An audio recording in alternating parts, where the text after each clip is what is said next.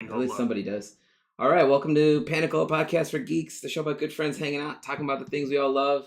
We have been away for a minute. My co-host is, as you all know, Andrew Sides, and our guest today is Brian Scott Walters, who does a lot. You do a lot of stuff, but one of the main things I know you for is you're the art director for Hit Point Press, basically. And then you mentioned a bunch of stuff to me that you do, like Magic tournaments, and you said you started doing Magic tournaments at 12? No, Pokemon. Pokemon, yeah. My first job was as a Pokemon gym leader at my local game store when I was 12. I still have the shirt. They only had like one size because it was for adults, so it actually still fits me, which is kind of nice. Wow. Yeah, sure. Still fits me. What are the responsibilities of a Pokemon gym leader? Is it just to like wreck and get wrecked? So if you remember the TCG with the cards, and people would come in to play in a league, and when I was doing it, Wizards still owned the TCG at that point. And so they gave you these little booklets, and the kids would get stamps, like 2 for a win, 1 for a loss. And then when they reached a certain number of stamps, they could, challenge the gym leader to get the badge. Fun enough to actually have them. So I don't know how well you can see these, but they're the gym leader badges. Oh, they're like solid pins, man. Yeah, I thought they were gonna be like stickers or something. Those are premium. No, they were pretty nice. So you'd come up, you challenge the gym leader, and win or lose, you got the badge. So okay, well that's cool. I used to just stamp and give them a free badge. I was like, yeah, sure, you got the badge. It's whatever. Go play somebody else that wants to play. Because I was playing Magic the Gathering at that point. And I was like, I don't want to play Pokemon. I love the Game Boy game. I was like, no, I don't want to play a flip a coin card game. My job was to play that game. And I think I went 14 years without playing it until my nephew got into the game. And I was like, here's how much I want you to know I love you. My job was to play this game, and I didn't play this game. And I learned from you. I still don't know how to. I wanted to learn the Pokemon card game because in my head I was like, it'd be a fun game for my kid to play when she's into it. I never had a starter set to. I always had nothing booster packs just because I liked the art. I got like a dual deck or whatever it's called from Target one day, and I read through it with my niece, and I was like, this is not piquing my interest at all. There's the Pokemon TCG app that you can get on like a computer or the iPad is a great introduction to how to play. That's how I walked my nephew through playing before we started playing the physical game. Sure. Because it won't let you make a mistake. Yeah, it's a little bit like if you play Arena. Steps, yeah. Yep. So it's a little bit like Arena where they make you go through all the things at the beginning. Bingo. Right. And like I said, the game won't let you make a mistake. So like you can't not play by the rules. Sure. Which was a good introduction for my nephew. And now he's like we've graduated. He still does Pokemon. He's gotten into the new Digimon TCG. Like we've graduated. I still haven't gotten anybody convinced to really get into Magic. Magic is one of those. It's tough. Though. It's a tough sell. Like I haven't played Magic in a while. I used to play a lot in high school and early college days, and then I took forever to convince friends to play, right? Because you're just like, it's just, how do you sell it, right? You're like, it's a card game, but it's got all these fantasy elements, and they're like, you're a geek. It's like, yeah, let's go. It's weird. What's weird is like I had a lot of friends that did play Magic, and for some reason, just went right past me. I never learned how to play Magic. I collected a lot of the card art, like as booster packs or whatever. I used to be like, oh yeah, I want to see what's in this. This is like fucking cool art. Boxes of cards sitting here still. To this day, I still have zero idea how that game actually plays.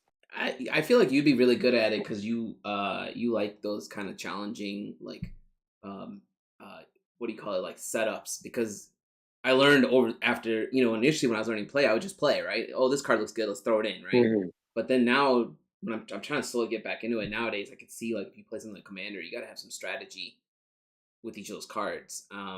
Otherwise, you can play for fun, I guess. But if you want to win, you got to really think it through. I would definitely be, like, I think I would lean too hard into like a Yu-Gi-Oh persona if that's the case. A lot of screaming of like, you've activated my trap card and that kind of thing. I It'd be mean, I fun to think play against. Let's do that. I only played Yu-Gi-Oh once. Somebody tried to get me to play, and I was like, I don't know what the hell's happening in this game. I had like zero desire in it, but I always enjoyed the anime just for that. It's like just people just yelling. I right now. definitely watched I watched the anime for sure. I almost said cartoon, but I definitely watched the anime when I was getting ready for school. That's how long ago that came out, by the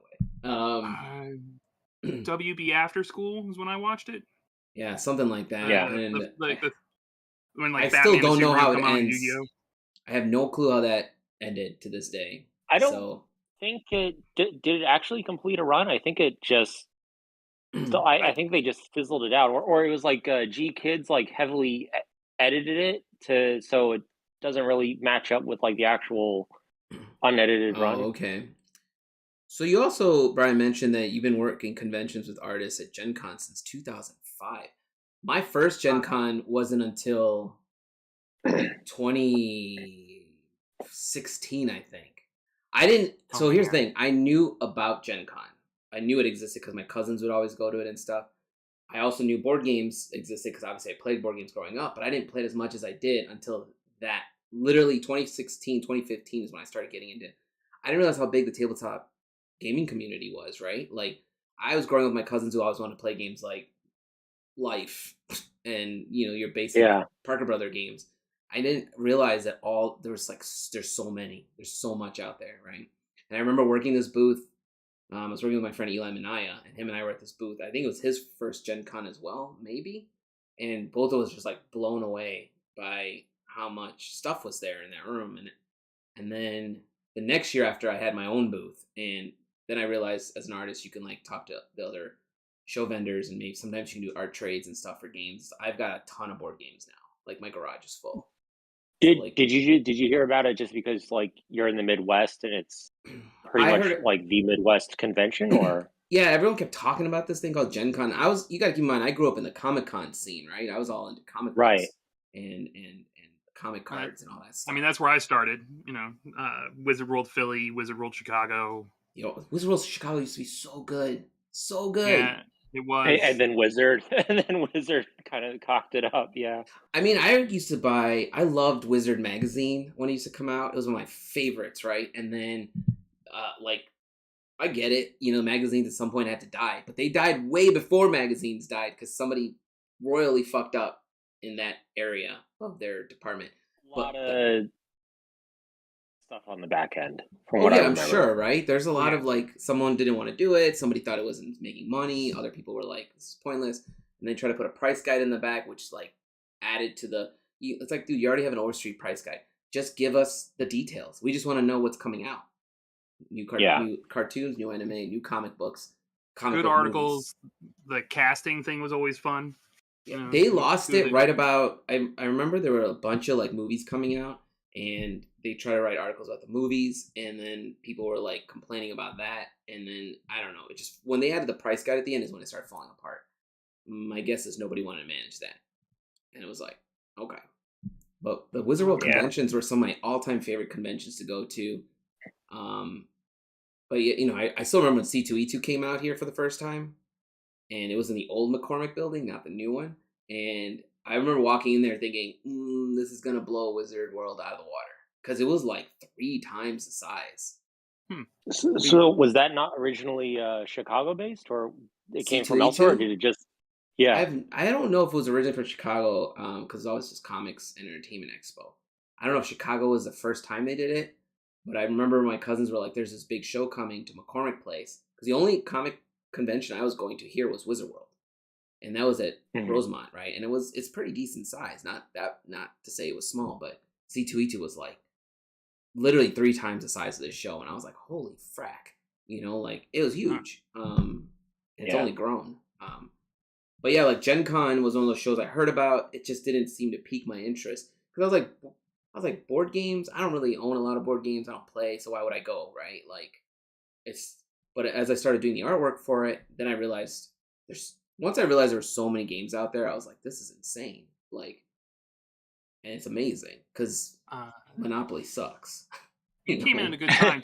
2016 was around the time they expanded because the show used to be smaller. Mm-hmm. In the early Gen Con, like when I started there, it was in the it's where the TCG hall is now. So how long had Gen Con been running before 2005? And how did you get started with it then? Gen Con I think is celebrating its 55th. 55th. I think it's I'm pretty sure it's the 55th year.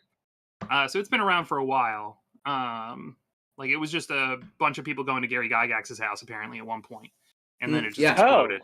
Because it used to be out there, right, in Milwaukee or Lake Geneva area, yeah, Milwaukee. So I did go to GaryCon for the first time this year. Wait, weren't you there? No. Me? No. It's on my list to try to do at some point, just to see whether or not we want to vend there. But I felt like the vendor hall was too small, but I feel like I heard it's hard to get in that vendor hall, but I feel like you guys would do really well there because you have an RPG. Right, it's our target audience. It's your target audience, exactly. Like my stuff, probably not so much because art was low tier there. But like people like what's his name? 1985. He makes these amazing Heroes Notes. I think we're partnering him on our Kickstarter or somebody like Jeremiah Crofton. But like, these guys were there and he, I think, was doing really well. So I think products like that can move at GaryCon. But what I liked about GaryCon was you could set up your I got to try different modules because I am working on a RPG for Ancient Ones. And initially I was like, you and I were talking about this before, Brian. Right. And in my head I was like, do I want to make it 5e? And I think I'm going to because it's more popular and I like 5e. But at GaryCon I was able to try Mothership and Lumen, which are two. Was it Mothership and Lumen that we tried? We definitely tried Mothership, and I was half and half on it because they only use a D6, and I was like, nah. But my point is, it's like there's multiple games set up for all these different modules. So if you're like, oh, I'm curious how this plays, it's there, and it's also a big geeky convention. So like I played Vascarim with Brian Colin, who created that. So I got to sit in on his game and play that, which was fun because I also did the artwork on there. But I also got to sit in and watch some old school D&D players. Like I saw some dudes playing like 2nd edition, and I was just like, nope. like confirmed. I never want to try that. Oh, it hurts. That's where I started. I started on 3rd. Yeah. So I'm talking about Gen Con like I didn't know about board games, but I definitely knew about RPGs because I started playing Dungeons and Dragons when I was in high school. On 3rd edition, I was playing a lot of Rift and Macros. That was one of my early ones. Yeah, Rift. Yeah, Rift was one of those things my friends told me about because they were like, "You like watching Robotech and anime and all that? You might enjoy this." Nobody talked about D&D at first, and then one day I happened to go with my one friend, and I was like, "Oh, this is a fantasy world. This sounds fun. Let's try this." 3rd edition is nice. 5th edition, I think I really like 5th edition because it's just easy to flow and get into, especially when you're trying to convince your friends to play with you. Yeah, it is much easier to get into 5th edition than like I said. I started with 2nd when I was in middle school.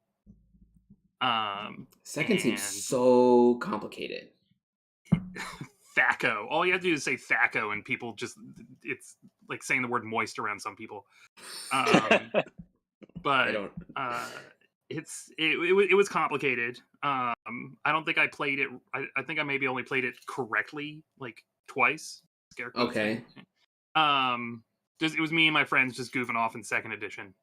And then my first time GMing was 3rd edition, right when the books came out at the game store I was working at. And that went balls to the walls crazy. Yep. Then 3.5, and then my play group jumped heavy into Pathfinder when 4th edition came out. We just right over the Pathfinder. Okay. I heard a lot of people did not care for 4th edition and kind of moved over to Pathfinder. Was that right? That's what I heard too. My play group, yes. Like it was, I mean, different things for different people, but it's like it's all preferences. it felt too combat oriented, and like everything was Yeah, like, I remember that as a complaint. A lot of people were like, it's kind of too gamey now. yeah, it just didn't feel right. Like it didn't feel like D&D. And so when Pathfinder was like, hey, we're just going to keep making 3.75, our play group just jumped right into that. And so far they haven't Right. jumped out of it. I had to get into 5e because of working for Hit Point.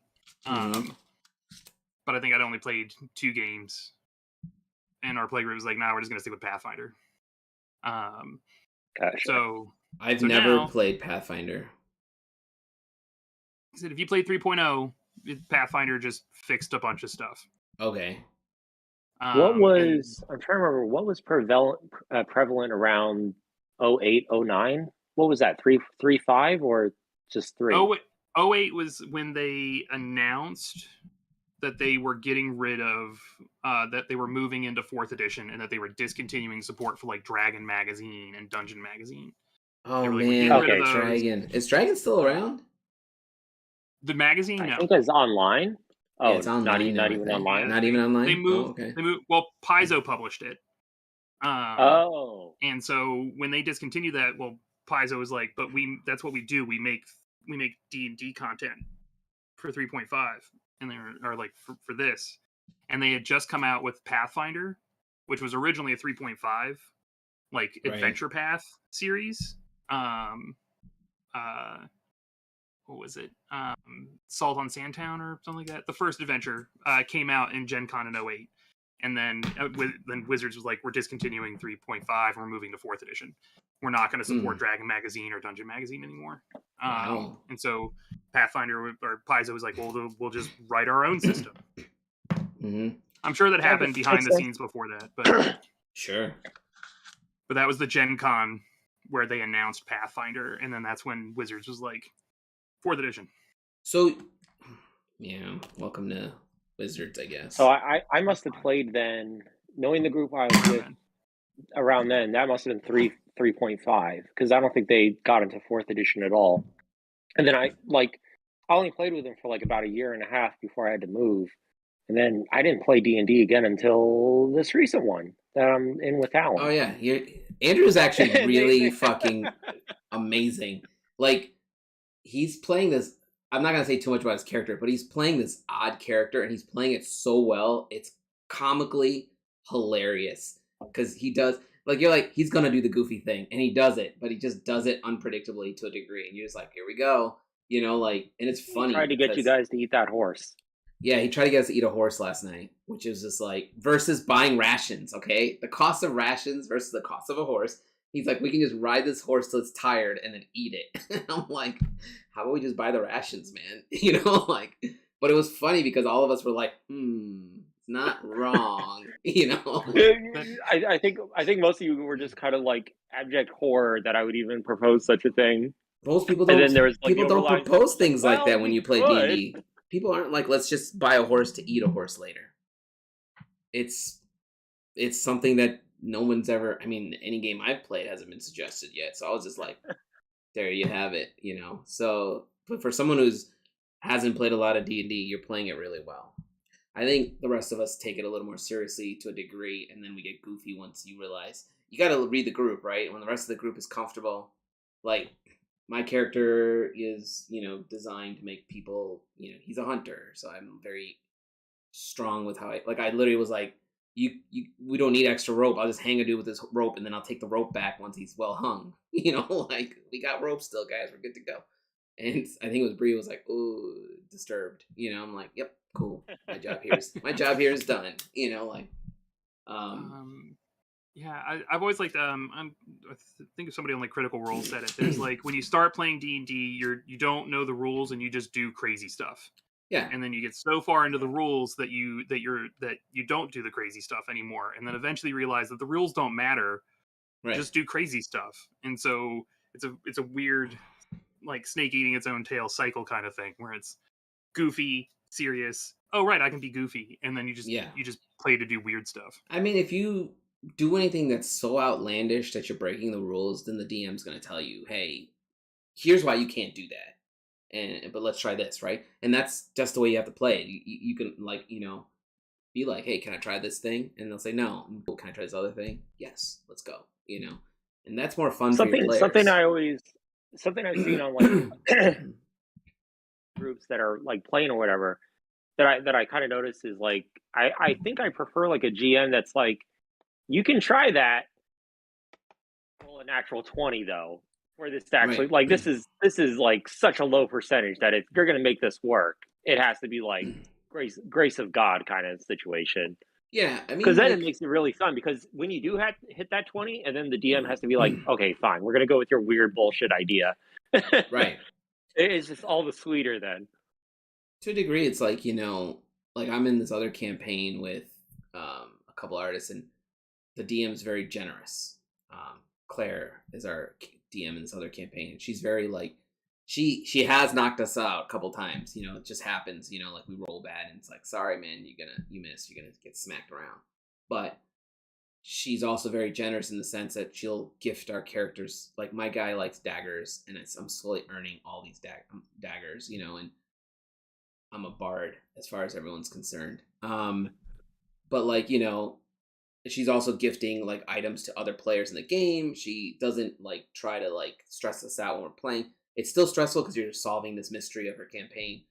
And I like GMs. I like GMs like that, because it's like, I've played with a guy whose sole purpose was just to make us miserable. He was like trying to kill us at every corner. He was like so into the rules. And I was like, man, you're being really strict about these rules. Can we like homebrew some of this or break this rule a little bit? It'll be more fun. And they were like, no. I was like, cool. Never playing with you again. I always play about the rule of cool. Like, yeah, rule of cool. You want to do something cool? Being a GM? Typically yes. I just kind of fell in. Like I said, I kind of fell into it when 3.0 came out. And I love. Well, I don't only say like I play games for the social aspect, and the story. Not necessarily playing the game. Right. So the GM kind of gets the best of that. Like, you have to be sociable, right. and you're helping craft the story. But one of my favorite things is to just kind of let players do what they're going to do, and then see what we can make that work. Yeah. But typically, yes, I'd say I probably GM at least twice to 3 times more than I play.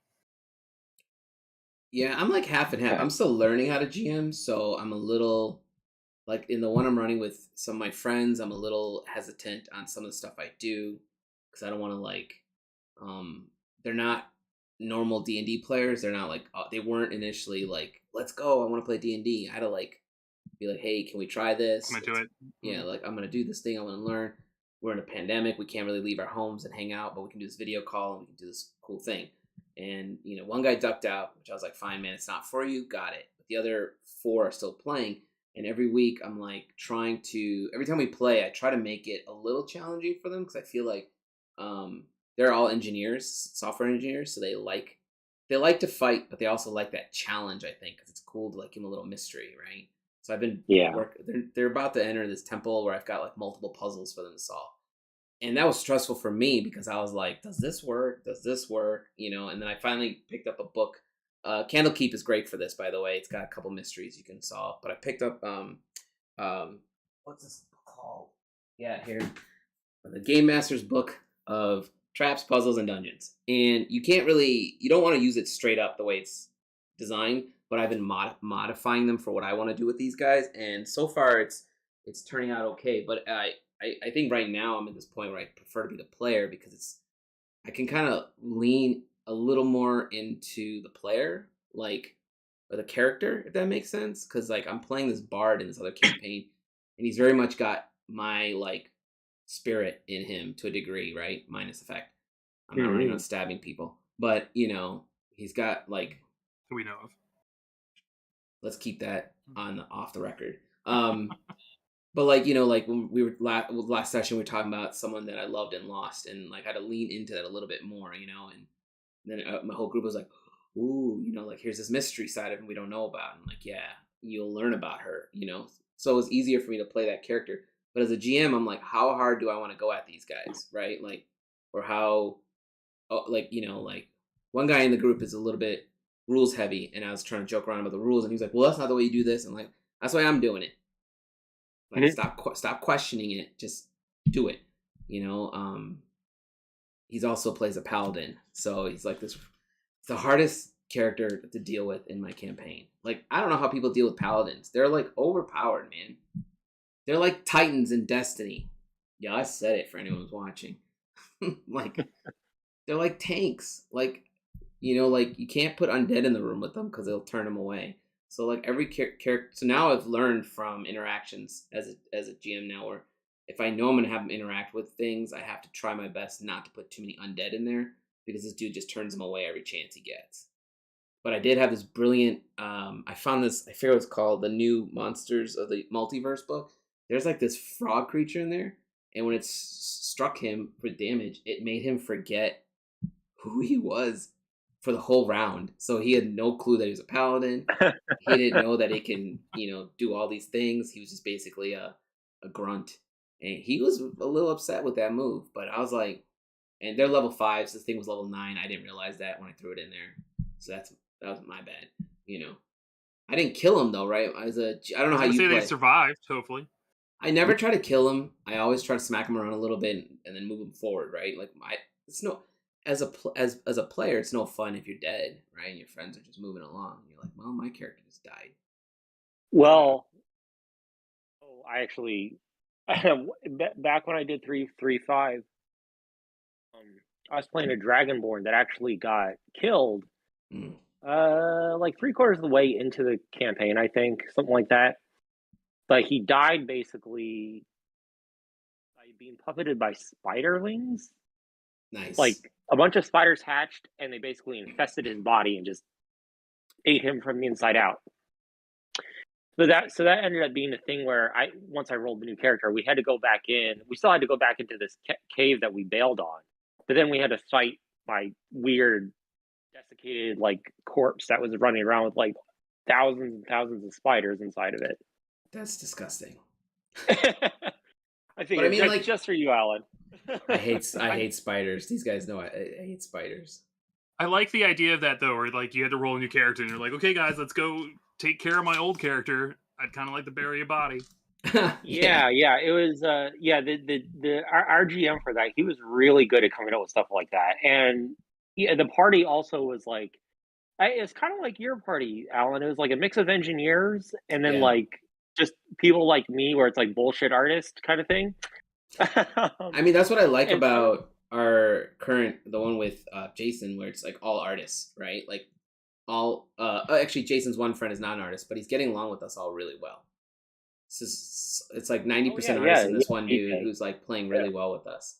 And he was literally like, this is so much fun playing with artists, because I think artists have these wild imaginations, man. So like we want to eat horses, like we do the weirdest fucking things while we're playing this game. My character in the other campaign steals things left and right, and I stole a cursed object without even knowing it. Multiple players try to stop me, but I'm like, can't help myself.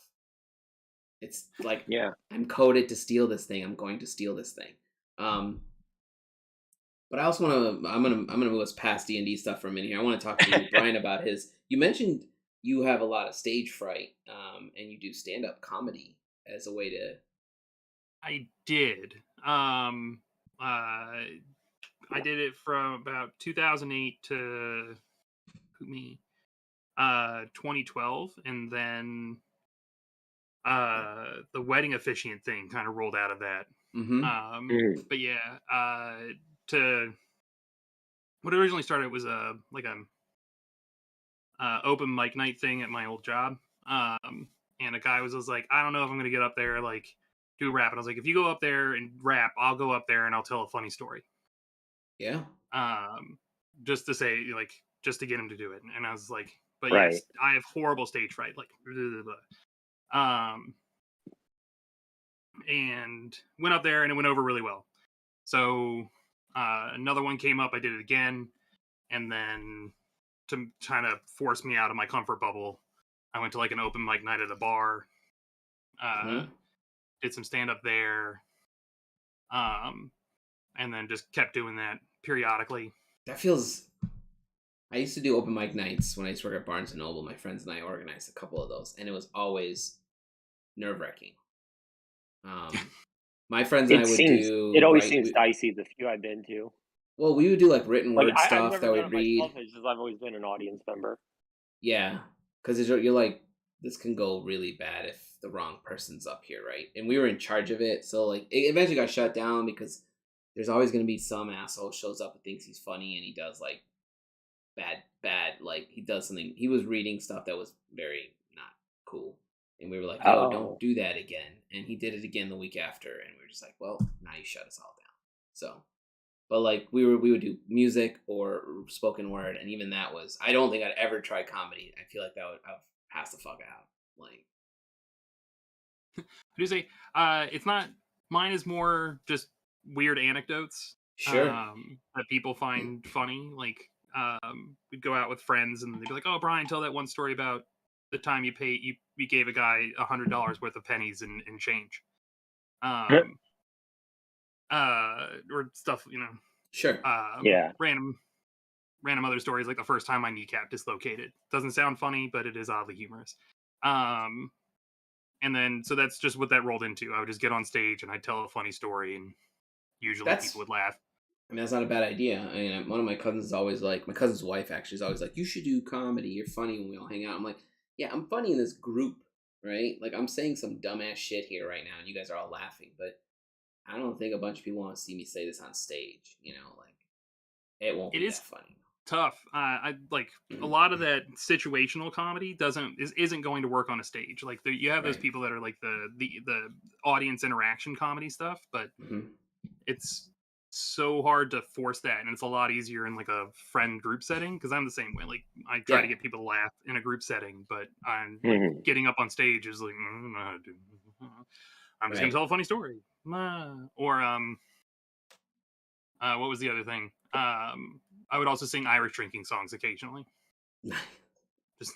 I don't know Irish drinking songs. I just know the one song where I can't remember what it's called now, where he's like, "All the money I ever had, I spent it all in good company." Oh, Party Glass. Song. Is that a funeral song? So there's a couple of, I had a friend at work who was just like, "Hey, Brian, memorize this song for me." And I was like, "Okay." So the Fill to Me, the Parting Glass. And there's no clear definition of where it came from, but it is like a goodbye song. Like it's like a dirge. It's not a, some people say it was for people that were going away to war, or a friend that died. And I was like, and I tried to look it up, and I couldn't find any hard. I mean, I guess this is where the song came from. Yeah, it could just be for hanging out with your friends. I always liked that line in that song. That song was always cool. It actually resonated because I spent a lot of money hanging out with my friends. Not so much now. I do really like A Parting Glass. The first one I ever memorized was Mountain Dew, which is about the moonshine, but that's what the Mountain Dew is named after, is the Moonshine Mountain Dew. Didn't know that. And so I found I was like, I don't know why, I was on iTunes or something, and I saw a song called Mountain Dew, and I was like, okay, because I'm a geek, and that's the embodiment of choice a lot of times. And so I looked it up, and I was like, oh, this is an Irish drinking song, and then I thought it was funny, so I memorized it, and then that rolled into another one, which rolled into another one. So now I know, I'm gonna have to look that up later. I don't know any Irish drinking songs. Like I said, I don't know any specific. Brian, ones. do you know Whiskey in the Jar? I have about half of that memorized. I know the song. I don't have the full one memorized. But I do like Whiskey in the Jar. Yeah, I always remember the first half of it, and then after that it gets dicey. I only know the Metallica version of that song, which I assume is a cover of that song. Yes. Right. Yeah, Whiskey in the Jar is a lot older than Metallica. Yeah. There's a few bands that have covered it. I think the Dubliners have covered it as well. I'm pretty sure. The Clancy Brothers. I'm sure. Those songs Dubliners. Everyone likes to cover those kind of music. I'm trying to think of like the Boston Irish bands that have been around. I can't remember a single one of their names right now. There was a flogging Molly. Yeah, Was Flogging Molly. popular That's for one. a I think while. I think they actually did a. I think they did a cover of it as well. I'm pretty sure they did one of Finnegan's Wake, Oh, I love which is Finnegan's Wake. another. Yeah. Finnegan's Wake. What was the other one I was supposed to look up? It was Whiskey in the Jar, And Mountain Dew. I think Drunken Scotsman's a lot of fun. It's a little risque, but it's a funny one. Oh, Another is good that, one. yeah, that's the one where the guy keeps coming home and like he keeps noticing weird things outside of his house. That's 7 Drunken Nights, which is only actually Oh, 5 nights, and that's that's the always one. bothered me because it only goes Monday to Friday, Yeah. but it's called 7 Drunken Nights. And I He's was like, drunk, man. right? The other 2 nights are just gone. But yeah, he slept keeps through finding them. more and more evidence that his wife is sleeping around, Mm. and she keeps saying like, it was like, who owns those boots beneath the bed? And she's like, those are geranium pots. And he's like, I've never seen laces in geranium pots, but whatever. And he just keeps moving on. I think it eventually gets to like sees the guy in the bed and she's like, Yeah. it's our baby. And he's Yeah. like, I've never seen a baby with a beard. Yeah. Who's that? Who's that head with you in the bed where my own head should be? And she's like, it's our baby boy. And he's like, I've never seen a baby boy with his whiskers on. Yeah. It's a fun one. But that one's a good one. Ramblin' Rover, I like. Ramblin' Rover. A lot of it because it mentions Dover, in England, but Dover is my hometown in Delaware. So I like that it mentions Dover. Old Dun Cow is a fun one, which is about a bunch of people trying to drink all the liquor in a building before it burns down. Oh, that's gonna be us, Alan, in a D&D thing. I guarantee it. Yeah, you're giving us ideas. It has a really catchy chorus. What was that one you said now? Old Dun Cow. Old Dun Dunn. Okay. And there was Brown. He was upside down, lapping at the whiskey on the floor. And booze, booze, the firemen cried as they came and knocking at the door, right? That's gonna happen. We drank, Andrew and I in our campaign drank a pail of whiskey. Andrew drank pail and a half. A literal pail, bucket, yeah. Yeah, a bucket of whiskey, because that's how they served it to us. And we're like, all right. Well, to be fair, I asked for that because I'm a fish man. And I'm like, well, I need to drinks. I need to filter my gills. Right. To anyone who's watching, I didn't put it in the chat, but feel free to ask questions if you have questions for Brian. Do you know, I've never been able to memorize it because the lyrics, I'm like, I can't keep that all in my head. But Rocky Road to Dublin, I think it is. Oh, the Rocky Road to Dublin. Yeah. Again, I know of it. I haven't gotten a chance to like sit down and memorize it. A lot of it the memorization for me is listening to the song with a printout or the lyrics on the screen, and then I listen to it over and over and over and over and over again until it all makes sense. That's like any song that I tried doing it with I think the Dubliners cover of it, and it's nails hard. I was like, it is hard. I got to give it up. It is a fun one though. What was Alan, it? you may know that one. That was the song that was played in the first Sherlock movie. When Robert Downey Jr. is doing like the pit fighting. Oh yeah, I know. I think I know the song. Yeah. Yeah. Yeah. That's just like any song that you really like. At some point, it becomes memory if you listen to it enough over and over. But then, like the important shit you're supposed to memorize, you can't for the life of you. Like, I can sing the hell out of this song if you want me to, but don't tell me to do hard math equations. That's not coming. So how did you segue from like stand-up comedian to deciding to do like wedding officiant? So it actually started as a joke. A couple of friends of mine were talking about getting married, and I got along a bit better. Well, I'd known the groom longer, who became the groom, but I got along a little bit better with the wife. And so I called the maid of honor spot. I was like, "That's mine. I'm picking the right side from the get-go." And that was the joke. But it just rolled. And then a few years later, she got a friend who wanted the maid of honor spot. And I was like, please don't make her fight me for it, because I will lose. Partially because I'm a pacifist, and two, just because I'm no. So she was like, she really wants the spot, and I was like, I called this before she was a twinkle in the eye, right? Like, this is mine. Before she even came in the picture, yeah. Right. Before He was ever around. And then she was like, "Why don't you just perform the wedding?" I was like, "That is a horrible idea." I got officiated that day. There you go. Ordained. I got ordained that day. And they were actually the 7th wedding I ended up doing. So you did Oh, 6 wow. weddings before this one? You got some practice in beforehand. I did. Well, I put it on like Facebook. I was like, "Hey, look what I got," and I had a certificate saying that I was ordained. And somebody reached out and they were like, Let's "Can go. you do weddings?" And it was a high school friend of mine. I was like, "Yeah, I guess."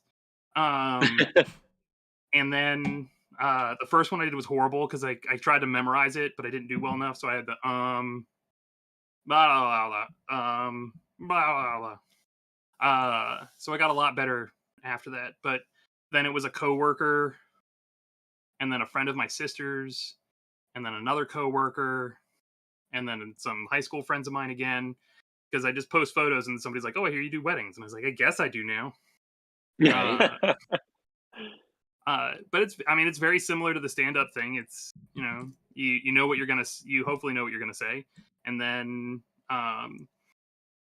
you just try to make it that people laugh at the parts that they mean to be jokes. I will say there was one, and I bring it up every time. It's just I get a lot of geek weddings, so I try to work as many geek references in there as I can. So wedding 5, they were both gigantic Zelda fans, and so I worked 3 Zelda references into the wedding. One was it takes a lot Very to see good. yourselves here today, but you've shown the wisdom, the courage, and the power. Right. Nice. The Very next good. one was love is a gift. You can try forcing it, but that'll get you to no avail. Right. So people laughed. And then the last one, I was so proud of this. I was just like, when it gets to the rings, I was like, remember that we're past all the legal important bits. These rings are a symbol, a link to the past you two have shared and the future you will venture into together. And no one reacted to that one. Oh my goodness. And I was My like, wife would have been cackling. I was so proud of that line because it was such I think it flowed too well. Like normally you can tell when I say something geeky because the sentence sounds funny, but a link to the past you two have shared. Yeah, a certain cadence to it. I was like, but I was so proud of that line. I mean, sometimes, you're in a room with people that are just not as cool as us. So I don't know how else to say it. To anyone watching, I'm sorry I missed some of your questions. The multi-stream didn't. There are no questions. David and Emily said hey, and I missed it because whatever. The stream is, like I said, we've been missing for X, and I didn't realize I wasn't on multi-stream. I'm sorry, I was on a Twitch stream. And you mentioned before we got on the call that you excuse me, you volunteered at a LuxCon, and where was that in Altoona when you started, or was that already in Allentown? I was at the first year. It was at Allentown. Oh, okay. I have only ever been to Allentown once for the show. I It was the last year it was there. I've been to Altoona. Yeah, Altoona was Wow. 2013, and then they moved to Allentown in 2014. I was actually at playing Friday Night Magic at a store, at one of the local stores. And James Arnold, who ended up being a designer for Magic the Gathering and did a couple of their art, he was like, yeah. And then a couple months I'm going to IllexCon. I was like, what's that? And he goes, Brian, you're the biggest art geek in Delaware. How do you not know what IllexCon is? And so I went online, I found it, and I reached out to Patrick Wilshire, and I was just like, I will volunteer. Yep. That's pretty much what I did too. Yeah, and then he was like, yeah, we're only going to need you for like 8 hours or so. I was like, I'll volunteer for more. I think I ended up volunteering 40 hours. Yeah. Oh, wow. 32 hours that first year, just because an artist would say they would need help, and I'd be like, yeah, sure, let's go. And then if you've been there, you know Brian Frank. Yeah. The other big volunteer guy. Well, the first year I was there, Allentown had like a weird lighting system. But we used the same one at my job that I did merchandising for. And I went to go, I was like, who was it? John Jude Panakal was looking to get his lights set up. Right. And I love John Jude's work. He was a lot of fun to talk to. And I was like, yeah, I can help you out. Chris Seaman was right next to him. So I was like, hey, Chris, I'll help you out with your lights. He is. I love Chris. And I was like, okay, I'll help you both out with your lights. I just have to get these lights. And fast forward, I go to the guy who has the lights. I was like, "Hey, I need lights." He said, "Only Brian's allowed to handle these." And I knew he was talking about Brian Frank, Sure. but I was like, "Hey, I'm Brian, and I know what I'm doing. I'll take those lights." And I'm pretty sure somebody described Brian to him as a balding, stout, not super tall guy, and I am not balding and 6 foot. But he looked at me weird and I was like, "I'm Brian. Can I have those lights?" And he gave me the Technically, lights. And I did John Jude's lights. I did Chris's lights, and then I think I ended up helping out Dave Palumbo and Stephen Hickman. Nice. And then ran back up with Brian Frank, and I was like, "Hey, Brian, just so you know, I needed lights to help out John Jude, so I told a guy I was Brian, and he gave me the lights. But if you go up to that guy and say that you're Brian and also want those lights, he might say you're not you, because he thinks I'm you. Yeah. So I apologize for that." And he goes, "Oh, okay, so I just need to go help John Jude with his lights?" And I was like, "No, I already got that done." And he goes, "How?" And I was like, "I just did whatever he told me to until he was happy." Nice. And he was like, "You can pretend to be me as much as you want." Yeah. You just did a bunch of work for me. We're golden. Yeah, and so it just rolled from there. And it was a lot of fun. I love helping artists and setting up, and the connections I've made at IllixCon have been so great. Like, I thought Gen Con's Artist Alley was great, but like IllixCon just blows that out. IllixCon is a whole different so good level. Yeah, I think my first year there was the last year I was in Allentown. I basically did the same thing you did. I messaged Patrick and I said, can I volunteer to? I worked their front desk area, and then I also was a photographer. I ran around taking photographs of everyone. oh really? I didn't know that. That was the first year. That was the last time I did it, because the year after that I was signing up for Showcase at that point. I was like, oh, there's a Showcase. I didn't really go knowing I could get a Showcase table. That was like the farthest thing from my head. So when I was there that night, the first night of the Showcase, I was like, what's happening here? This is amazing. And like, if you've never been to the Showcase, like, you got the art show and you like the main show, all your art heroes are in there, so you expect that, right? But then you go to the Showcase and you get to meet all these artists who are like brilliant, and you've never heard of half of them because they're not like mainstream like some of these other players, and I was like blown away. And that was my first time. Like, so Dave Seeley was one of these guys that got me into, like, really like had me buckle down. I met Dave for the first time at IllixCon, and anyone I met at that show, I was like, can you give me a portfolio review? I didn't care who you were. I just like, I want to hear your thoughts on my work. Like, I asked a bunch of artists in the Showcase to do this to me, and Dave was one of these guys. I met Dave randomly. He almost got hit by a biker as we were walking to Starbucks. Like, I pulled him back, and I was like, wow, that biker almost ran your ass straight over. And then I just walked away, because to me, he was just like some dude on the street, right? And then he came into the Starbucks with me, and he's like, hey, thanks for that save. My name's Dave. I'm like, okay, my name's Allen. And he's like, are you going to the show? I'm like, yeah. I still haven't put the 2 and 2 together in my head that he's Dave Seeley, right? I'm just like, Dave Seeley. Yeah. I've seen all his work, right? I love Star Wars and stuff, and I still didn't put the 2 and 2 together. And then I went to the show, and there he is. I'm like, oh, awesome. And I started talking to him more, and then I asked him for a portfolio review, and he said, I'll give you one later at the Showcase. And he looked at my work at the show. I still remember what he said to me. He said, you're a talented retard waiting for an invitation. Like, because I was not doing anything with my work, right? I was just kind of fluttering along. And I was just like, I don't know if you're insulting me or if that's supposed to be like, go get him, And they actually introduced me to, like, that's my first time meeting Donato. He introduced me to Donato, and he introduced me to Dave Palumbo, and Mark Sheff. So, like, all these big players I didn't even know.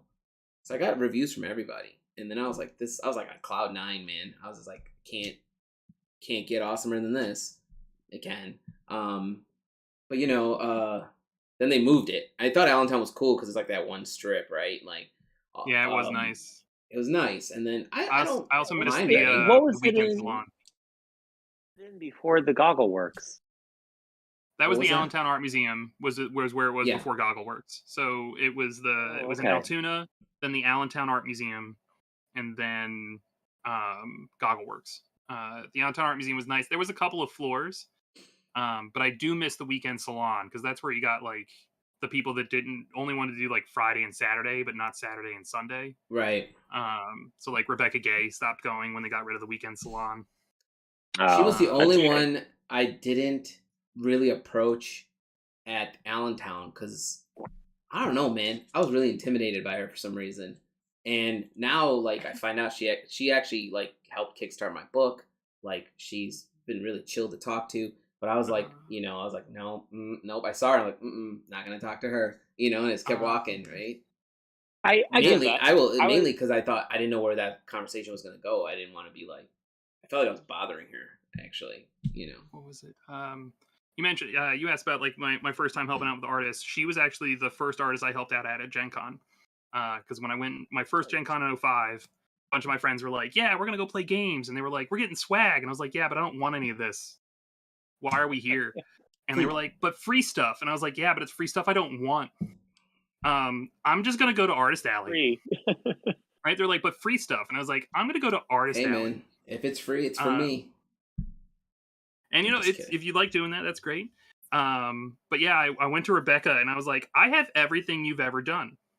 And she was like, what? And I was like, I have every Magic card, all of your Black Orchid comics, all of your Magic the Gathering comics, the Lord of the Rings cards you've done. All this stuff, because she was one of my favorites. Her and like Wayne Reynolds were right there, up there. And so she's like, that's a lot. And I was like, it's about 247 things. That's fucking impressive. Right? And I was like, I have a binder right over there that has most of her stuff in it. And so, but I'd never been to like a show like that before. So I was like, can you sign all this stuff? And she was like, okay. And now I know how horrible that is to do to an artist. Just to drop off like hundreds of things and be like, sign these, please. Yeah. But what I did is I did buy one of everything she was selling at her booth. I was like, wow, I saved up for this. I'll take that book, that sketchbook. I'll take a sketch in it. I'll take those prints, that thing.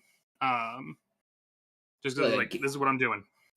I was going to say, she probably saw that then and realized like, well, like one of the bigger fans I have. I mean, it's better than people like I watch people. So at San Diego Comic-Con, I'm across from Mike Mignola, and when I first met him there, I asked him to sign like 3 Hellboy comics, right? Even though I own like a library of them, you can't see it on that side. And I was like, I bought all of Hellboy and Hells with me, which I think is 8 issues, and I asked him to sign the first 2. And he saw me holding the other ones. He's like, you want me to sign those 2? I'm like, no, I'm good with those 2. He's like, why not? And I was like, I don't know. I don't want to bother you. Like, and he's like, you paid for my stuff.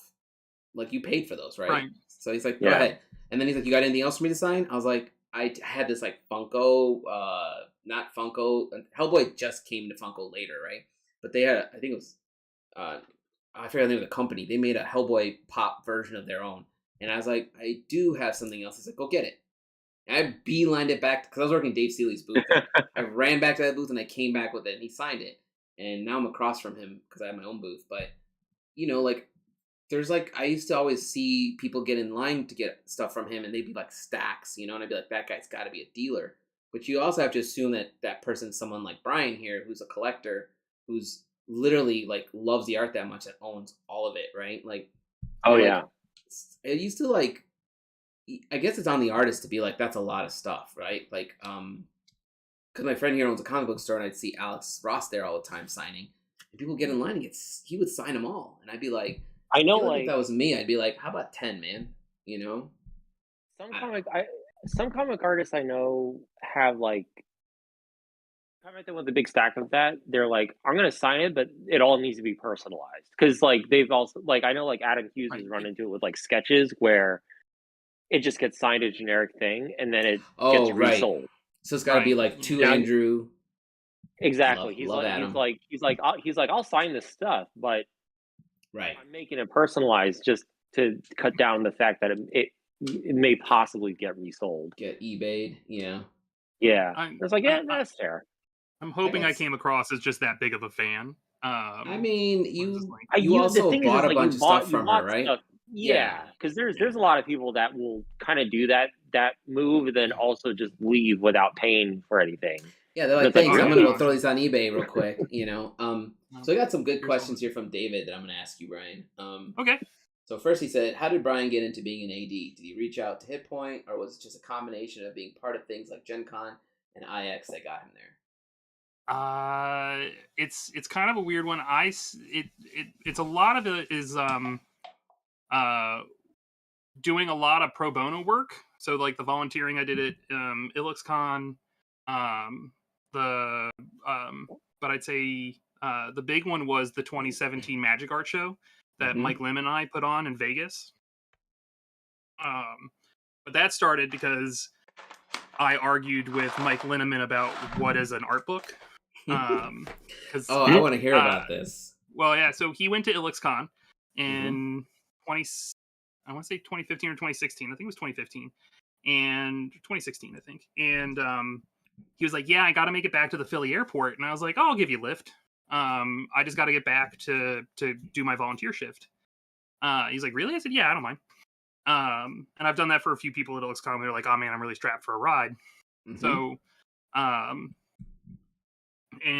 we're in the car and we're talking, and then I don't know if you've seen the Art of Magic book series. I actually have not. Right? This happens to be like right there. Books around our feet. I was like, I had one. I was looking at it for a reference for something we're working on. As I wanted something that was Mesoamerican, so I was looking at the Ixalan from Magic the Gathering. But those books, we were talking about it. Like you mentioned, like the big stuff that's behind me. This is all fantasy books. This is all art books. These holy crap! I thought I thought you were gonna say some of those are like one shelf, like one bookshelf full of RPGs, but I see your D&D the RPGs. Shelf. The RPGs are on the opposite side of these bookcases. Oh my god! I like books. Yeah, man, that's cool, man. Especially art books.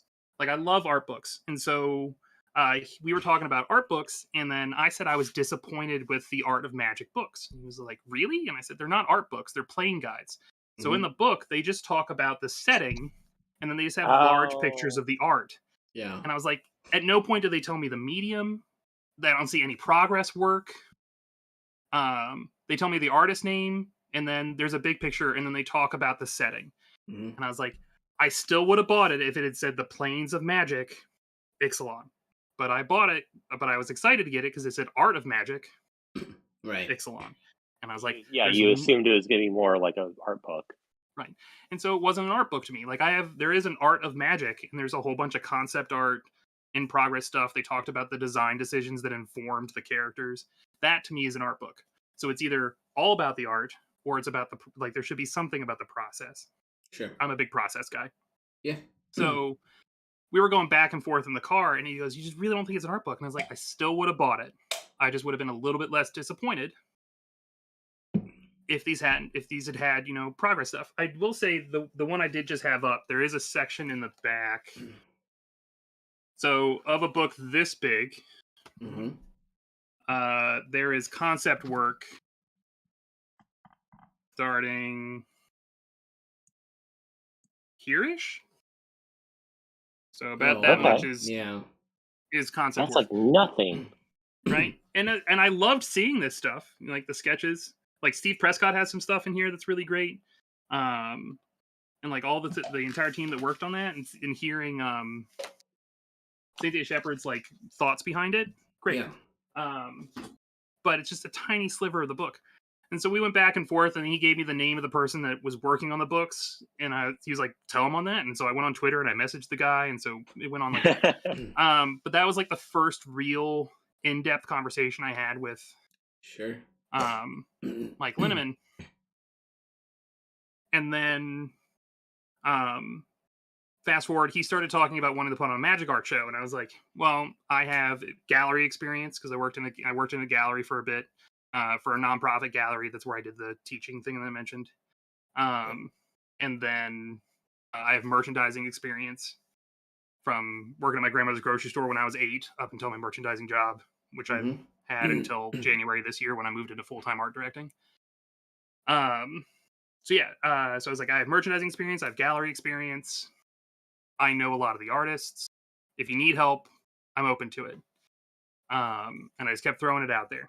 Yeah. And then he reached out to Pat because he was like, "Oh, I really want to do this." He reached out to Pat, asked, was like, "Hey, is Brian on the up and up?" And apparently Pat said yes. So,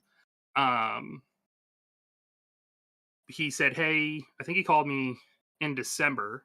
He's like, "Hey, do you want to be a part of this Magic Art show that we're putting on in Vegas?" He's like, "We're not going to have any money to pay anybody." But it's a proof of concept kind of thing. Right. And I was like, okay, what am I doing? He's like, you're doing logistics, setup, and layout design. And I was like, okay. And so, fun enough, it got a lot more involved. He was like, yeah, it's going to be, I think he was like 5 rooms with 10 pieces in it, each themed around a different area of Magic the Gathering. I was like, okay. And then it turned into 5 rooms with 15 pieces. And then it turned into 4 rooms with 25 pieces. And then eventually, I think the show got to about we ended up hanging about 260 pieces of art. Holy crap. Oh, wow. In that show, right. It just kept getting bigger. A big show. Eventually, I stopped designing it. And I was just like, just tell me how many pieces we're getting. And then I'll finalize everything. And he was like, how much money would you need to do this effectively? And I said, from scrap? And he's like, yep. I was like, I don't know. On a time crunch like we're on, probably like to do it well, about $100,000. Wow. And he was like, you're gonna have, I was like, between 50 and 100,000. I could probably do it for a little bit less. And he goes, you're gonna have about $10,000. And I was like, he's like, take away a couple of zeros. I was like, okay, sure. And so that first show was very it was grid walls with vinyl draped over them to create like a solid backing feel. Like the convention center said we couldn't hang anything on their walls. We couldn't build anything on site because of union rules. So stupid. So I needed something that I could easily assemble with no power tools. And that was easily disassemblable and movable. So it was grid walls, vinyl hanging, and then just jerry rigging stuff. Yeah. So you were essentially setting up like a shit ton of artist alley tables, more or less. Yeah, kind of. I wish I had pro walls. The pro we panels just didn't have the budget. Are nice. Yeah, they're expensive. Right. That was the problem. Is I needed something that I could buy under budget, and so it rolled. The fun bit was it was Mike Linneman who did the curation. And a lot of the behind the scenes stuff, like talking to artists and collectors to get works put in. And then myself, who did the logistics. Josh Krause, who runs Original Magic Art, helped out a lot with, again, some more pieces and some logistic stuff when it came to shipping. Sure. And on-site stuff. And then Ricardo Evangello, who owns Hit Point, at the time was working for owned a design company, and so he was a really big fan of magic art, and so he helped us with the design aspects of it. So, like type, layout, fonts, the Kickstarter, all of that he helped with. But he's in Canada, so they came down, did the show at Vegas. We did the magic art show. It was a big success. I got to really know Rico, and then afterwards they were looking to do Kickstarters in the US, but they needed a US based entity to do that. And so he was like, hey, do you mind being that? And I was like, okay, so what's going to happen? He's like, basically the money will come into an account, and we just need you to transfer after we invoice for it, transfer the money to Canada. Like, you're the guy laundering the money. No, I'm just kidding. Right. Well, so you're the Humblewood has a fun story about that. I was like, is this all going to be up and up tax-wise? He goes, yep, we'll pay for the accountant. Sure. We'll make sure everything's good on the tax side of it. And I was like, oh, okay, cool, whatever. All I got to do is show up, take money, and transfer it to you. They said, yeah, sure. So we did 2 Kickstarters that way. And then Humblewood, you mentioned, was a fun one. Because the previous one was like 15,000 and then like 60,000 something that I transferred, and then Humblewood did $1 million at Kickstarter. Holy so I went shit. to the bank. Right, I went to the bank and I was like, "Hey, I need to transfer about $800,000 to Canada." Yeah, I'm and they were sure like, there's a lot of questions. right, they were like, "What's Kickstarter?" And I was like, "Oh no, I shouldn't be having this conversation." So they thought we were laundering money, and they shut the account down Of course they for did. months. And we had to threaten legal action before they unlocked the account. But we have subsequently moved to a different bank, and that bank is super cool with it. So, what was it? I'm gonna have to ask you about bank names later because I want to make sure Yes. I'm not dealing with that bank. Not like Yeah, I'm I gonna don't make wanna. $1 million here, but you never know. Yeah, I don't.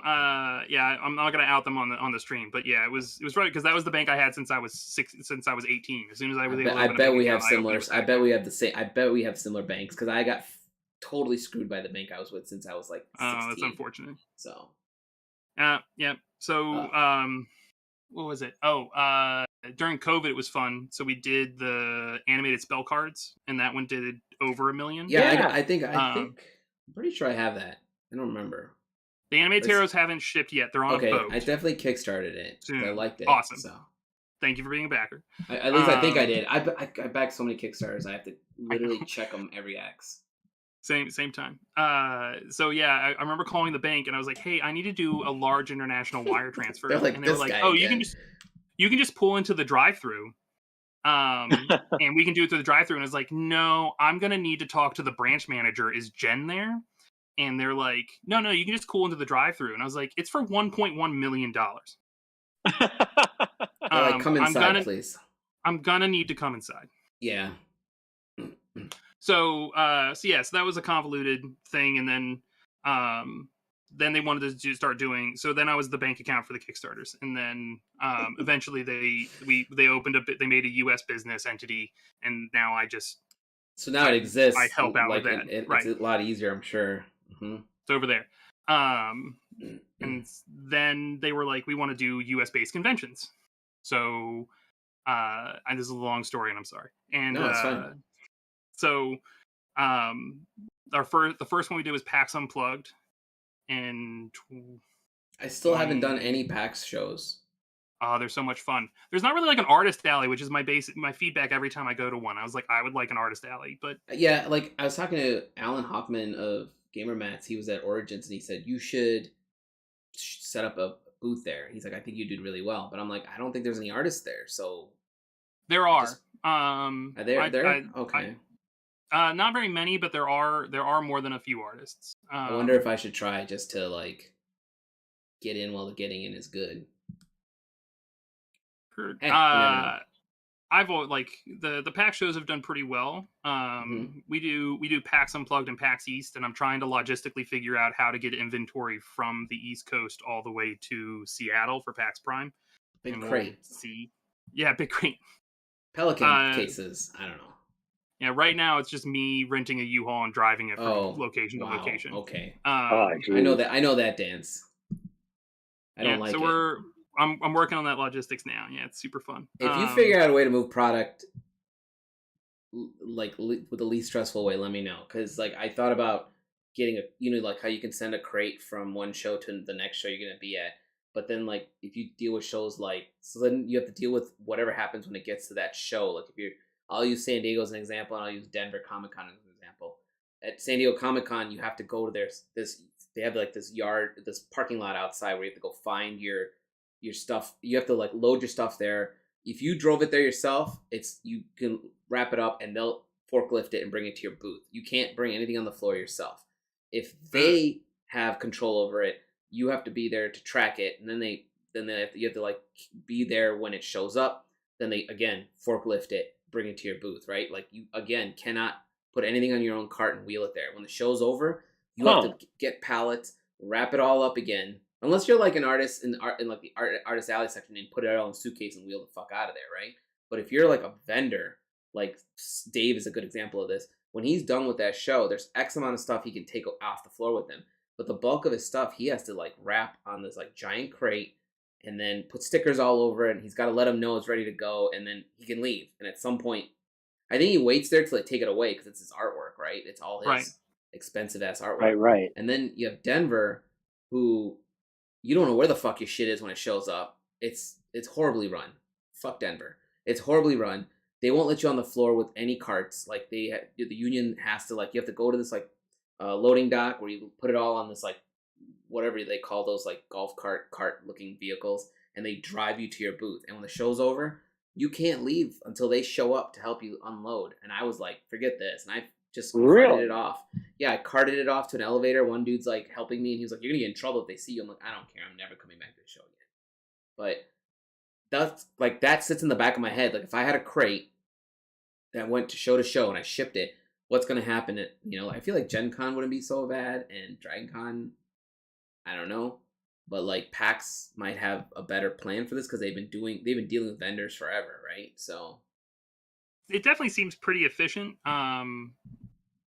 Most of it's just trying to figure out what's the most cost effective, right, and the least stress. So like, renting a U-Haul and then paying for mileage, or paying the weight cost of several pallets between the booth setup and the stock, because books aren't light. nope, they're not. No, I learned that lesson the hard way last year, and I took 250 books to Dragon Con. I sold 60, so I realized I don't need to take that many books this year. Brian, have you done any shows in Canada with Hit Point, or just on your own for fun, or are there really any shows up there? The only one I kind of know of is Shucks, and I don't know if that one's on right now, or if it's on hold because of COVID. So the company does do a few shows up north. There's like Comic-Cons and art festivals and whatnot. I haven't been up there. I think the last time I was in Canada, I was 16. So I actually haven't even been to the company headquarters yet. Where in Canada? They're in Quebec? Ottawa. Oh, Ottawa. Okay. Ontario. So yeah. Rico, the owner, has come down a few times. He'll usually come to PAX Unplugged and Gen Con when he can. During the COVID thing, everything kind of locked down. So sure. It was just me and whoever I could talk into coming to the show with me at those. Just because I wanted to limit the pool of people we were interacting with because of COVID precautions. That's a smart play. But as far as there's members of the team that are currently at, it's called Breakout Con in Canada right now. So they're I think they have a small presence there, along with running some demos. Like I think one of our writers is doing Humblewood games tonight. Well, probably over by now. And another one of our writers is doing it tomorrow. Just running games for people at the show, and then I think they have a booth presence. But for the most part, no, it's just I can't. It's been a while since I just went to I think I think the last time I went to a show just for me was Lightbox Expo in Pasadena. I was thinking about going to that this year. I wanted to go this year, but it seems like it's going to be very expensive to fly there. So that's the thing I'm dealing with right now, is trying to figure out if I'm going to go. Like, if I go, will I go in like a art director capacity, or will I go just for me? Little A, little B, man. Right? It's always fun to meet new artists. But yeah, I think that was that was in, what was it, Lightbox Expo in 2019. That's the last show I think the last time I went to as not a staffer. Okay. And then, but yeah, no, it's been a lot of pseudo work. I do remember going to Gen Con before the pandemic, and then my boss was like, "Hey, there's a couple artists in Artist Alley we want to talk to. Do you know Omar Ryan?" And I was like, "Oh yeah, he and I have just hung out in a hotel room till like 4 a.m. before." Yeah. Yeah. Do you want me to go talk to him? He's like, "Yeah, sure." And he's like, "There's also these people, and listed off a bunch of artists." And I was like, "Oh yeah, I know all of them. Sure, I can go talk to them. We're just interested in them working on stuff." They were like, "Yeah, sure." It's like, okay. Done. So went over, and I remember talking to Omar. I was like, "Hey, Omar, my boss, he's interested in working with you. Is that something you're interested in doing?" And he was just like, "Oh yeah." I showed him Humblewood. And he's like, oh yeah, this sounds great. This seems like it's right up my alley. Like I'm not really doing a lot of like professional commissions right now. That was before he'd gotten back into doing Magic the Gathering cards. Mm-hmm. And he was like, yeah, no, this looks great. I was like, cool. And he goes, you're that guy now. And I was like, what do you mean? He goes, you're the guy handing out jobs. And I was like, no. I'm just having a conversation with you about whether or not you might be interested in working with us. And he goes, that's that guy. Oh no. You are that guy. Because I was like, I want to give all of the artists work. Yeah. And I can't. But I do say that is one of my favorite things is being able to, like I said, I love process, getting to work with artists and actually getting to pay them to make cool stuff. That's still blows my mind to get to do that on a daily basis. This sounds fun, man. David did have a question about that. How many pieces did you work on for your first major art director gig? Oh yeah, he actually asked how I fell into art direction. So during COVID, events stopped happening, right? Right. So from 2020, there was no Gen Con. Like we went from doing, like I was supposed to do Origins for the first time, Gen Con, PAX East, PAX Unplugged. So we were supposed to do 4 shows that year. All of them got canceled. And so, like I was talking to Rico, and I was like, hey, I went from doing like 10 to 15 hours a week with you guys to doing 15 minutes, which is usually just being like talking about deferring the show another year and then telling Ohio we didn't earn anything that month. So I was like, is there anything I can do? And he said, I've got this project that I'm looking for somebody to kind of help source artists. Do you think you can do that? And that was Cube Magic Series 2, which I don't know if you're familiar with. It's one of our product lines. They're these little like card storage packs. So they're like resealable boosters. Oh, neat. Okay. So there's a format in Magic called cubing, where you make your own set and you have people draft from it. But reusable booster packs are kind of hard, and so we designed these. And the first set was licensed art, but they wanted it to be commissioned art. So he's like, you already know most of the artists we want to work with. Do you mind just reaching out and seeing if they want to work with us? And unfortunately, the first art director had to drop out for health issues. And then the next art director had to drop out for like some personal stuff, and then it just didn't work out timing wise. And so Rigo's like, do you feel comfortable art directing these? And I was like, let's go with it.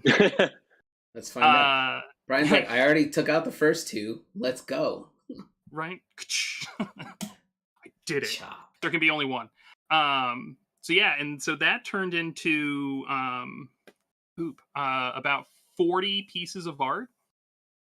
Nice. That I that's ended a up art lot directing. to manage, man. Yeah. Wow. Yeah, that's a downing. It was pretty nuts. And it was so much fun. Like I remember working with Donato, and because he did our Lotus piece. Mm-hmm. I'm so jealous of how many books he's got behind him there. So this was Donato's Lotus. It's kind of hard to see there, but okay, yeah. So this is an early prototype. I can't wait to see the final product when it somehow gets done production. But I remember reaching out to Donato. We were like, we want you to work on this.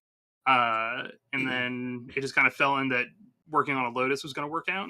And I remember my boss being like, do you think, Donato should do Lotus? And I was like, I think he's one of the best painters in the world. So yeah, if he wants to do a Lotus. It's his. Yeah. Light right. And I remember I got everyone's like, there was a few times where people were like, what's it like to art direct Donato? And I was like, Donato, I would like a Lotus. He goes, here's my idea for the Lotus. I was like, that sounds great. Here's my sketch for the Lotus. I was like, that looks beautiful. And then here's my painting. It's done. I was like, that looks beautiful. Thanks, Donato. Yeah. Like, it's dude he's a professional. Right. It's such a I mean, the most amount of interaction was just talking through the idea to make sure that we were doing something that was distinct enough from anything that we had seen before. Mm-hmm. And he seemed to like we loved it, and he seemed to like it, and it became the face of the campaign. That's awesome. But yeah, I got to work with like this was Greg Hildebrandt, and That's I've awesome. loved his work since I was like I don't remember the 1993 or 95 Marvel series cards that he did Yeah. with his brother. Oh yeah. So I just like he was one of the very first artists I remember their name because it was their names were in all the art. Yep. And so like getting to work with him was amazing. And then wow, just like each one there was only a couple that got to do 2, but for the most part it was every artist did 1 of the 40 pieces. I still loved Darken. I was like, hey, yeah, we're on a time crunch. We need 5 lands, and I was like, okay, because we had a couple artists lined up, and unfortunately, stuff happened where they weren't able to do it, and the campaign was coming up, and we were like, we know we want the 5 magic lands, to be pieces, and so I reached out to Darken. I was like, hey, Darken, do you think you can do this? And he said, yeah, I think I can do that. And I was like, what do you want to do? And I wanted to ask for like a diptych, like a multi-picture thing that was combined, but I didn't want to do that because we were on a time crunch. And he said, I kind of want to do a pentatip. And I was like, yes! He suggested it. Yes. It was his idea. So you can be like, this is your fault, not mine. And then I was like, is there any way we can make it unending? So each piece goes into the next. So it's one big loop. Yeah. So not only is it a pentatip, it's a never-ending loop. And it came out so well. And I was just like, yes. Just because it was his idea and I don't have to feel bad. Yeah. I mean, he chose to do it. Yeah, he did that to him. But yeah, it was about 40 plus pieces in that one. And that was the big one. And then I think the most amount of pieces I've juggled at one time was about I think recently it was like 30 or so ongoing at one time with that's a lot. With about 14 different artists. Yeah, this was right when I got into the meat of this, and they were like Hit Point hadn't had like a definitive art director at that point. It was just kind of the project managers were just handling it. And I had such fun with Cubemajigs. I was like, I just want to do this full time if I can. And so we figured it out, but I came in and they were like, okay, here's all the things. Okay. But it's gotten a little bit better as I've gotten ahead of that kind of stuff. Yeah, as you like figure it out, now you found the balance, right? Kind of. It's a juggling act. Yeah. I mean, I'm trying to like, I have, just trying to manage, like, I work with a writer who's helping me finish book 2. And then I'm working with an RPG writer to help me finish his RPG. And I'm like, that's 2. And I'm stressed out, right? And then I'm about to work with 2 illustrators to work on, I have an idea for a kid's series. And now I'm like, oh, let's just throw 2 more people in the mix on your already wild schedule here on the wall here. And I'm just like, I don't know how the hell you managed 14 or whatever you just said. 2 was stressing me out, Okay, David's just firing off questions here. Firing questions. Okay. So he did ask, what's your favorite piece of art that you all own, which is really tough because it's really hard to just say this is the one. You know what I mean? Like this whole wall behind me is all originals, and I love it all. And then like pinpoint one is kind of hard. That I own. So you're right. It is kind of hard to say. I do have art that I think is really like all this stuff is unique in its own way. Like this piece here is on a penny. Like you were at LuxCon last year, you saw Brianna's work. That's a penny. That's so nuts. Man. Now it's not it is a favorite because I own it. Obviously, it's on my wall, but it's not like there's no way for me to say this is the one that I think is top tier. See, my favorite. David, look what you did, David. You got us all thinking. Like, give me 1 second. See if I can find. I'm waiting for Brian to just walk back there and like pull on one of those books, and it's just gonna open up to a room full of more books. Like it just keeps going. So that's the question. So like the parameters of this question, is it like art that's only hung on walls or books? Then Yeah, David, fuck, is it art I'm that's gonna only be hung here on all wall? night. He said, "Make sure Brian knows it's specifically me who's annoying him." Yeah, David, we got it. It's you. You Like got it. no one else watching has asked questions yet. Ooh, is that a freaking So this is Is that a it's a Wayne Reynolds. Yeah, I was gonna say. So when I was in it's Negative Energy Wave from The Tomb and Blood, which he's actually miscredited in as Dennis Kramer. So I have a signature of his in the book that says I'm not Wayne, his war signature, and then it says underneath it like not Dennis Kramer. Fun, weird facts, right? But the Pale Master guy, that guy right there, he's what got me into drawing mine and my friends' D&D characters. Nice. Because I was running a necromancer, and I loved this. I loved the work that was in this. So I actually bought this in Gen Con of 05. You got Joe's attention. Joe said, "Damn, Wayne Reynolds." I do have a few Wayne Reynolds. You're gonna make Joe come rob your house later. I'm pretty proud of this one. The cover he did for Dark Knights of Steel. Oh, that's awesome. I haven't gotten a chance to frame it yet. Wait, that's the new comic series. Yes. So you lucky crap. I am. So I reached out to him because he posted the concept art for Batman on his Facebook. And I reached out and I was like, "Hey, it's my friend's birthday coming up. He's a huge Batman fan. Can I get him that? Like, are you selling it?" He said, "Sure. Here you go. Here's how much it is." And I was like, "Cool. PayPal. You're good, Wayne." And then he posted the oh damn prelims. So he posted these, and I was like, "Hey, if nobody's asked about them, I'll take those prelims." And he said, "Yeah, nobody's asked about them or the painting." And I was like, "What do you mean nobody's asked about the painting?" Because his stuff sells super fast, and it's fantasy Batman, Superman, and Wonder Woman. Yeah. I was like, "How has nobody asked about this?" Right over? That's insane. I know.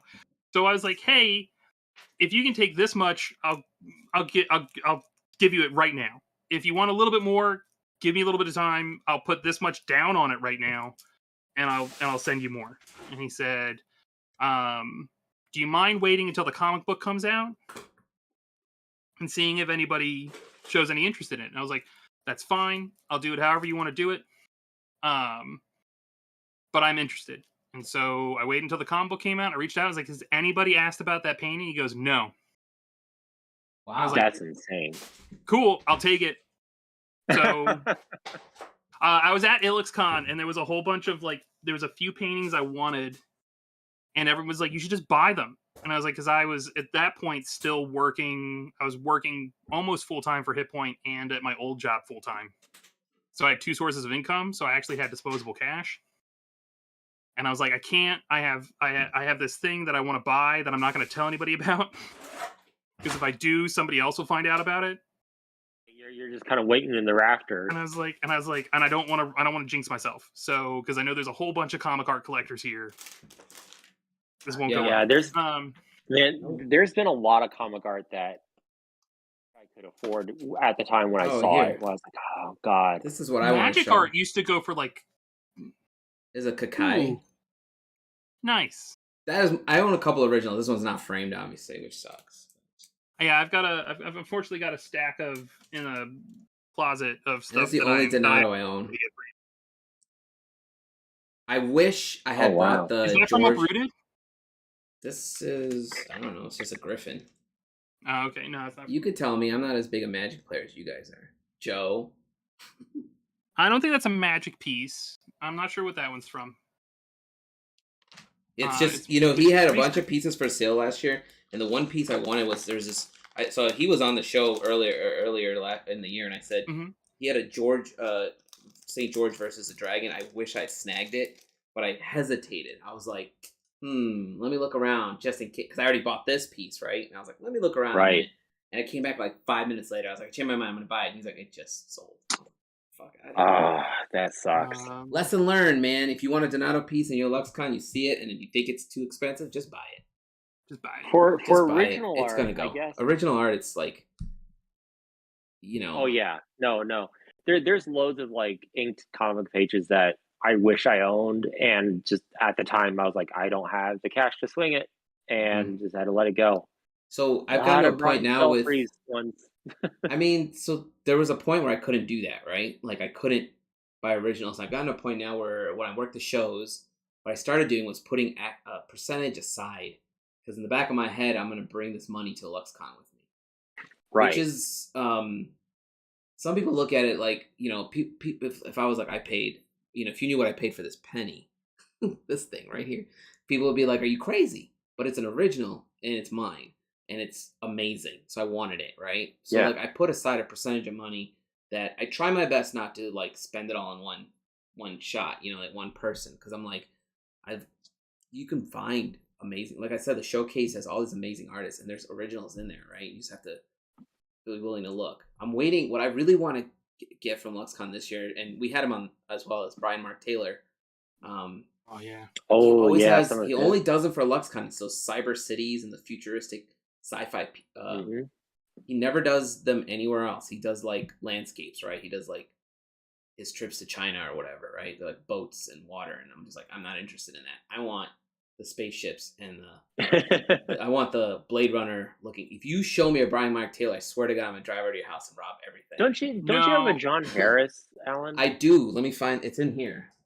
I did meet. He's one of my heroes. I almost bought a Brian Mark Taylor, and then this is my John Harris piece. Ooh, that's cool. Yeah.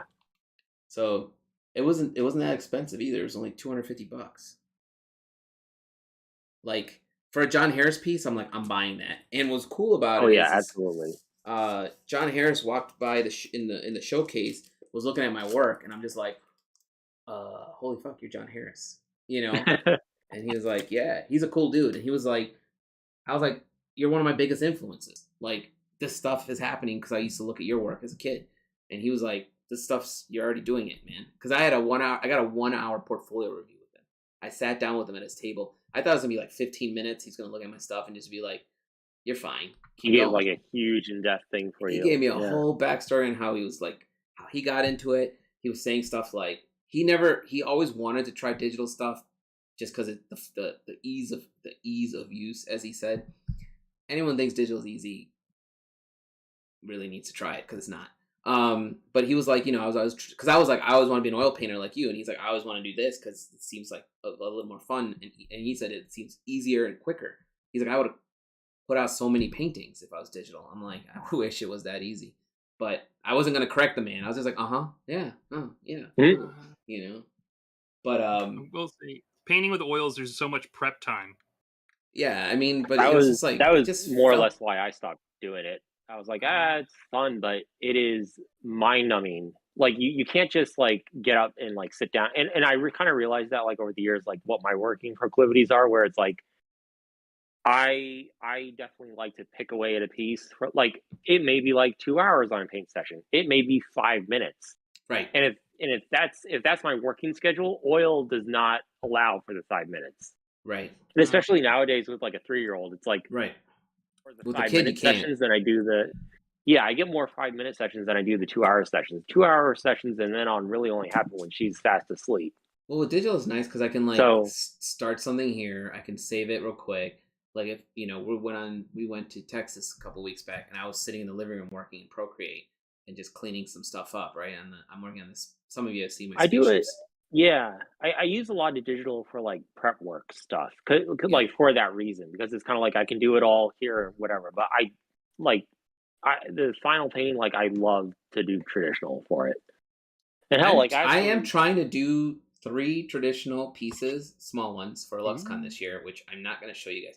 You guys are just going to get your minds blown when you see it at the show. No, I'm just kidding. It's going to show up and you're going to be like, show. Huh? You're just going to have to show me. Oh yeah, I mean, I'll show you because I'm gonna ask you for advice once I get cranking. But that Brian guy, he's not gonna see. I'll show you too. I'm not gonna show it to any of these other fools watching. I'm just kidding. I haven't posted any of it anywhere because it's like, you know, like you have to feel confident with what you're doing before you share it. You guys, I can show you the spaceship stuff one later, Brian. I've been working on some like ideas for just literally just space and spaceships. Nothing wild. Like I was like, why am I stressing trying to do these character pieces when landscapes and space themes are my thing? And I literally like posted it on Instagram, and all these people are like messaging me. I got a couple messages on the side saying, can you like clean this up a little bit and make it a little, put some more details, because there's potential there for cover work. But I'm not like scrambling Just to need to do get it. tighter. I'm still like learning that style and that process a little bit more, right? So Yeah. I don't want to rush anything. God, I would say going back to the original art thing, like, so we don't have a whole lot of original art here. We started to buy it, and then like money got tight, right. because of like family stuff and like health shit, whatever. So really, the one I have like 2 pieces by Don Carlos. Sorry, I'm laughing because Joe said, "Keep your secrets, then Gandalf." Keep it secret, keep it And safe. then, Don Carlos is amazing, by the way. I do love Don Carlos. yeah, I was supposed to work with him on some stuff. I reached out to him one time about just sketching process because it seemed so fluid. But then COVID happened. God, busy. their sketchbooks are. I mean, that's actually like I got 2 of their sketchbook pages because I was like, "Fuck yes, Yeah, this is amazing shit." Of course, I'm gonna buy it. And then also I have the main one I really like is we have a small pencil drawing of one of Bud Cook's drawings from his Ooh, nice. from his Kimono series. That's one of the reasons I want to do. So the idea to paint traditionally for my stuff happened because Bud Cook approached me one day and was like, "What if I can give you some advice on turning this into a traditional piece?" I said, "Let's go." And then I said, he said, "What if we do an art trade?" And I said, "Yeah, that sounds great." I was like, he's like, "What piece do you like?" I'm like, "I want your Hellboy." Ooh. So what I was trying to do is, if I can like zero in on this process, I will trade him one of my traditionals for that Hellboy, which I think he still has. And if he does, that's what's gonna happen. But again, you guys paint traditionally. I think I don't. It's one of those things I was always a graphic designer, so everything was like layouts and ink. I learned a lot of ink, colors and sketches. I never did anything with paint growing up. I did a lot of graffiti with spray cans, but can't be spraying stuff in the house. And just cause kids, right? I still have a box of Montana Gold sitting in the garage, man. I can hit those things That's what anytime I want. airbrushes are for, right? So yeah, so I've been clearing out the garage trying to find. I was telling Andrew this. I know I own an airbrush because I traded. It's a good one too. It's just when we moved, it's either in this closet here or in the garage. Because I traded one of my old guitars for a lot of equipment back in the day, and it's just I haven't found it yet because I got to get through these shows. But airbrush is probably what I'm going to aim at because I think it'll fit my aesthetic more. But Joe, you told me to keep my secret. You've actually seen the spaceships, man. I shared it with you already. But we are a little over time, which is not a big deal because we're having a really good conversation here. So I'm gonna throw it out to the audience one more time. If you guys got some last questions for Brian to answer, I'll say we'll go another 5 or 10 minutes before we have to close it because I think when I get closer to the 2-hour mark, sometimes this gets kind of wonky, and I don't want to lose any of this footage. Yeah, there was that time it cut off like a whole. It cut off like the last 20 minutes or so of a really good conversation. People are like, "What happened?" So let's say we'll go another 5 minutes. If you guys have any questions, throw them out. The only other question, I don't think I have any other questions. Going thing. If we're talking non-original art, I do have a print by Rich Pellegrino. Oh, that's cool. Yeah, do you know? Yeah, do you know his work? I do. Yep. So I have a print of one of his Furiosa painting, because when I saw that online, I was like, holy shit! I just love everything about this. The application of it, the colors of it. God, I wish it wasn't like in the living room because I'd go and grab it real quick to show it.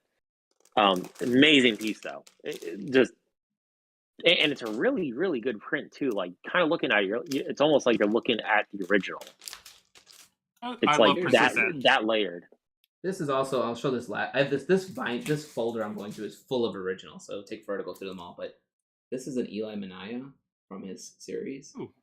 Eli and I are pretty good friends, but this was like one of his original panels. And bonus, I got like his startup sketches on the back. So it's double-sided, essentially. Love it. Eli, I definitely need to get some work from him. I love his work too. I mean, this is like this crow is from his stuff.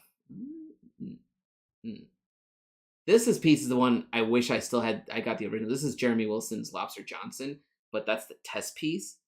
And I got it off of him the first year I was at LuxCon. I messaged him randomly on Facebook, and I was like, is that test piece for sale? And then I bought it. But then the original was there, and it wasn't that expensive. I think it was like $400, but I didn't have $400 in my name back then. I was like, so much art I remember seeing like at early Gen Cons, like Magic the Gathering pieces going for like $250 paintings wise that now you won't get for less than $3,000 to $5,000. Yeah. Or like Wayne Reynolds originals that used to be a couple $100 are now like $1,000 starting, and it's like, man, right.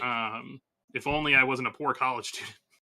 Yeah. So like this year might be a little tighter on my budget because like Andrew's saying, I got family now, so I can't just like spend the money. I mean, I can. I'll regret it later. So I gotta be careful with that. Okay, rapid fire, Dave. Oh God, here goes David. Who are some of Brian's dream artists to work with? Ooh. Short answers. Go. Short answers.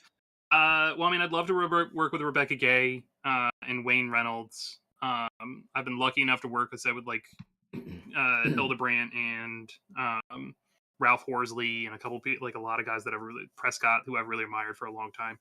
But my two, I'd love to work with Rebecca Gay or Wayne Reynolds, just because again they're personal favorites of mine. It just hasn't worked out timing wise, and Rebecca doesn't really do a lot of commission work anymore, which is great. I love her gallery stuff, but yeah.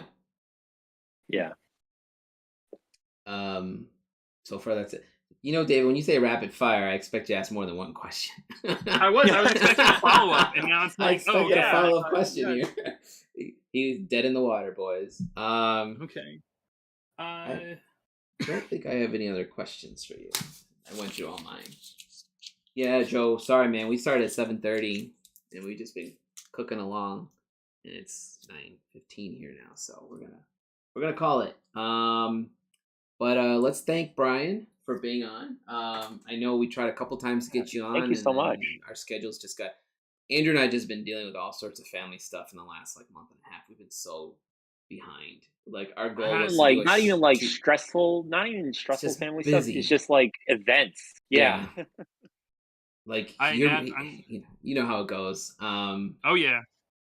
Life, work, and kids. It eats up all the free time. It takes all your free time, and now next 4 weeks is show. I have a show every weekend for the next 3 weeks, and then I have a small break for Dragon Con. I'm just getting ready for Gen Con. So if anybody's listening that's at Gen Con, stop by and say hi. Hit Point Press booth. Yeah, we'll definitely hang out at Gen Con because I want to talk to you guys about stuff and just hang out. But yeah, thanks for watching, guys. There were a few people watching, a few people asking questions, mainly David. And Joe, right? Joe's in here. Joe's just, I think, shocked at all the cool stuff you own, and he got in a little late. He had to put his kid down and sleep first. Yeah, I wish you could see the rest of the room. There's more. There's like a whole hallway down this way that has more art. I'm so jealous. Like I had to like downsize a lot of my books. Like this one shelf is some books, and then there's another shelf there. And there's boxes in the garage, but I got rid of like 16 or 20 boxes worth of books when we moved because it's just like there's no space. And some of it was hard to get rid of. So I have a few boxes what in you gotta storage do is still. You just got to build more bookcases. That's the route I'm taking. It's got my room's gonna look like his room, and then I won't have any wall space. But okay, that does make hanging stuff hard. Yeah. So, all right. Well, thanks everyone for watching. Our next guest hopefully is going to be Andrew's friend, who's got an amazing video right now. I have it queued up on my phone to watch. Yeah. If anyone has ever seen, within the past week, it's gotten like 5 million views. DBZ Legend, I believe it's the name of it.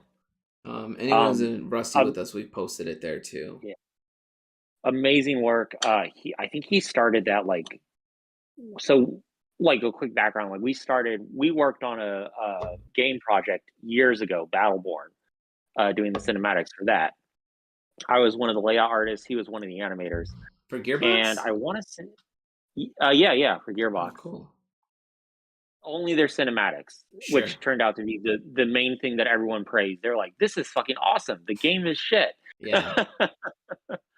um, They were too but late to they released it too late. Overwatch came out and it was like taking over. it was a bunch of things. Yeah. Yeah.